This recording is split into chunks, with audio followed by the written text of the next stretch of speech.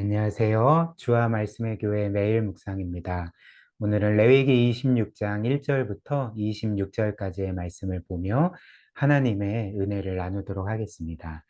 먼저 본문의 메시지 함께 볼까요? 하나님은 다시금 계명을 지킬 것을 이스라엘 백성에게 명하고 계십니다. 특별히 1절과 2절 말씀 보면 10계명의 1계명과 2계명과 4계명에 해당되는 계명, 즉 하나님만을 섬기고 또 우상 숭배를 하지 않고 하나님을 진실하게 그리고 하나님이 명하신 방법대로 예배할 것을 명하고 계십니다. 1절, 2절 제가 읽어드리겠습니다. 너희는 자기를 위하여 우상을 만들지 말지니 조각한 것이나 주상을 세우지 말며 너희 땅에 조각한 석상을 세우고 그에게 경배하지 말라. 나는 너희의 하나님 여호와임이니라. 너희는 내 안식일을 지키며 내 성소를 경외하라. 나는 여호와이니라. 그리고 하나님은 이렇게 모든 계명에 대해 명하신 후에 마지막으로 이 계명에 대한 상과 벌에 대해서 말씀을 하십니다. 그래서 첫 번째로 하나님은 이스라엘 백성이 하나님의 계명을 지킬 시 순종에 대한 상을 약속하시는 거죠. 그래서 26장 전체를 보면 일단 이 상에 대한 말씀은 이렇습니다. 3절부터 5절까지는 경제적인 복을 약속하십니다. 그래서 때마다 비를 내려주시고 또 많은 소출을 얻게 하실 거다 약속하시는 거죠. 또 5절부터 8절은 안전의 복인데요. 이스라엘이 외세의 침입을 받지 아니하고 늘 안전하고 평안하게 살 것을 약속하고 계십니다. 또 9절에 보면 하나님께서는 자손의 복도 약속을 하십니다. 즉 계명에 순종할 시 이들이 자손을 많이 낳게 되어서 강성한 나라가 된다 이렇게 말씀을 하시는 거죠. 또 11절은 하나님께서 약속하시는 최고의 복인데요.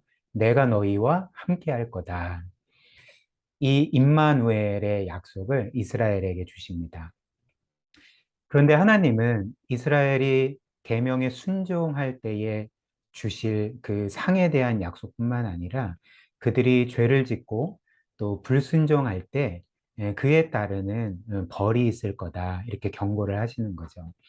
그래서 16절과 25절에는 폐병과 열병 그리고 전염병으로 그들이 고통을 당할 것을 경고하십니다. 또 16절, 17절, 25절은 원수들의 공격과 또 전쟁으로 인해서 너희가 고통을 당할 거다 또 경고를 하시고요. 또 22절 말씀 외세 침입 공격뿐만 아니라 들짐승들이 너희를 공격할 거다 이렇게 말씀을 하시는 거죠. 또 마지막 19절, 20절, 26절을 보면 하나님께서 비를 막으시고 또 먹을 것을 끊으심으로써 이들을 고통스럽게 하겠다 경고하십니다. 그래서 이 모든 것들이 이스라엘 백성이 하나님의 계명을 어길 시 계속 죄 가운데 거하고 우상 숭배를 할 때에 받게 될 벌이라고 하나님은 말씀을 하십니다. 그렇다면 우리는 이렇게 하나님께서 순종에는 상, 그리고 불순종에는 벌, 이렇게 경고를 하셨는데 하나님께서 이런 상과 벌을 내리신다는 것은 무슨 의미일까? 우리는 보통 이렇게 생각할 수 있지 않겠습니까? 아, 하나님께서 이스라엘 백성이 순종할 때는 상을 내려주시고 그래서 그들을 사랑해 주시고 그러나 이들이 죄를 짓고 불순종하고 우상숭배를 하면 이들을 미워하시고 버리시겠다는 뜻이 아닐까 우리는 보통 이렇게 생각을 합니다. 그러나 성경을 자세히 살펴보면 그렇지 않습니다. 물론 이들의 순종에 대해서 상을 내려주시는 것은 하나님의 사랑의 표현인 거죠. 그러나 이들이 죄를 지을 때 하나님이 이들을 벌하시는 것은 이들을 미워하시거나 혹은 이들을 버리시겠다는 의지가 아니라 똑같이 이들의 그 이들을 향한 사랑의 또 다른 표현이라는 것입니다. 그래서 예를 들어서 만약 이스라엘 백성이 하나님의 계명을 무시하고 또 지속적으로 죄를 짓고 우상 숭배를 함에도 불구하고 이들에게 아무 일도 일어나지 않는다면 오히려 계속적으로 형통하고 모든 일이 잘 되고 정말 하나님께서는 그들에게 어떤 개입도 하시지 않는다면 그냥 내버려 두신다면 그래서 정과는 전혀 다른 것 없이 많은 소출을 얻고 또 안전하고 또 자식들도 많이 낳는 이런 복들을 계속적으로 누리게 된다면 결과는 어떻게 될까요? 이 모든 것들이 결국 이스라엘의 진정한 파멸을 가져오게 되지 않겠습니까? 그래서 이런 이유로 하나님은 이스라엘의 진정한 행복을 위해서, 이스라엘의 진정한 영적인 생명을 위해서 그들이 순종할 때는 상을 주심으로 격려하시고 이것이 정말 옳은 길이고 생명의 길이고 행복의 길이라는 것을 확증해 주시지만 이들이 불순종하여 죄를 지을 때는 그들이 영적으로 파멸되지 않도록 하나님은 그들에게 개입하셔서 이제 벌을 내리시는 거죠. 징계를 내리신다는 것입니다. 따라서 이런 것을 생각할 때 하나님은 우리에게, 이스라엘 백성에게 그들의 순종에 대한 상을 주시는 것도 사랑의 표현이지만 그들이 불순종할 때 벌을 내리시고 징계하시는 것도 똑같은 하나님의 사랑의 표현임을 우리가 깨달을 수가 있는 것입니다. 이 말씀을 우리가 함께 삶에서 한번 적용을 해볼까요? 우리도 이 세상을 살면서 우리가 짓는 죄로 인해서 하나님께 징계를 받을 때가 있을 것 같습니다. 물론 내가 겪고 있는 모든 고통과 아픔과 또 어려움들이 하나님의 징계다. 이렇게는 말할 수는 없지만, 그리고 이것은 하나님의 징계고 이것은 아니다. 이렇게 우리가 뚜렷하게 분별하여 말할 수는 없지만, 그러나 분명한 사실은 우리는 우리의 죄로 인해 불순종으로 인해서 그것을 우리가 회개치 않고 계속 죄 가운데 거하면 하나님은 우리를 반드시 징계하신다는 것입니다. 그러나 우리가 말씀에서 본 것처럼 이런 징계는 하나님께서 우리를 미워하시거나 하나님께서 우리를 버리셨거나 혹은 우리를 영원히 정죄하신 것을 결코 의미하지 않는다는 거죠. 그렇기 때문에 우리는 어떤 상황에서도 어떤 어려움에서도 하나님께서 나를 버리셨어. 하나님이 나를 정죄하셨어. 라고 그렇게 생각하면 안 될 것입니다. 왜 그럴까요?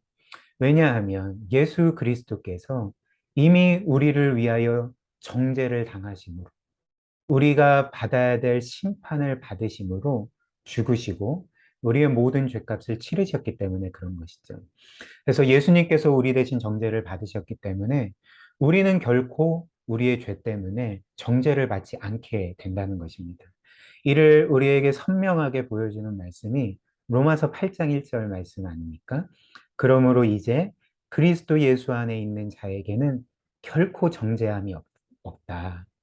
그리스도께서 우리를 위해 정죄를 당하셨기 때문에 우리가 그리스도 안에 있다면 결코 정죄함을 당하지 않고 도리어 그리스도께서 하나님께 순종하심으로써 받아야 될 그 모든 영광, 그리고 모든 사랑, 그리고 모든 상급을 우리가 그리스도로 인하여서 받게 된다는 것이 바로 성경이 우리에게 알려주는 복음의 내용이라 할 수가 있는 것입니다.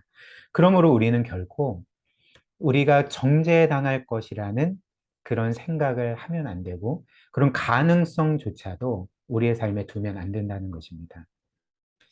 그래서 오히려 우리가 때때로 당하는 이 징계는 하나님의 버리심이나 혹은 정죄하심이 아니라 여전히 우리를 사랑하시는 하나님의 사랑과 신실함의 표현이라 할 수가 있는 거죠.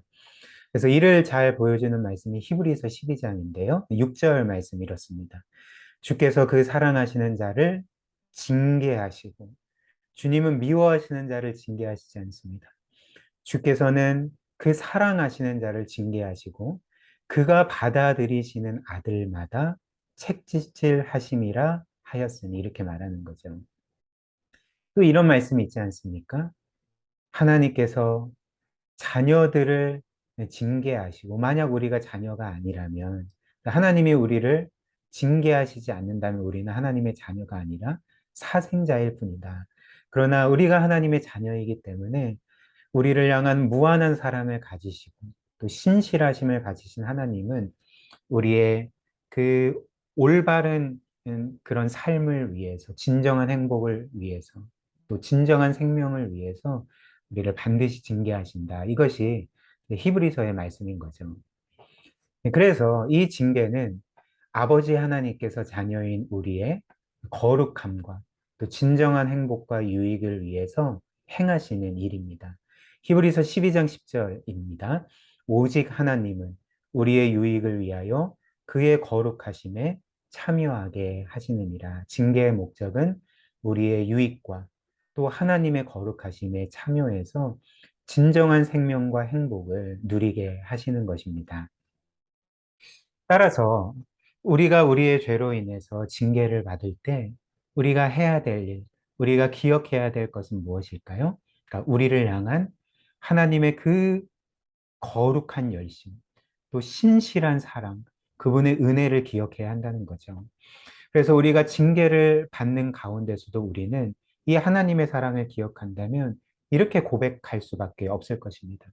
하나님께서 이처럼 나를 귀하게 여기시는구나.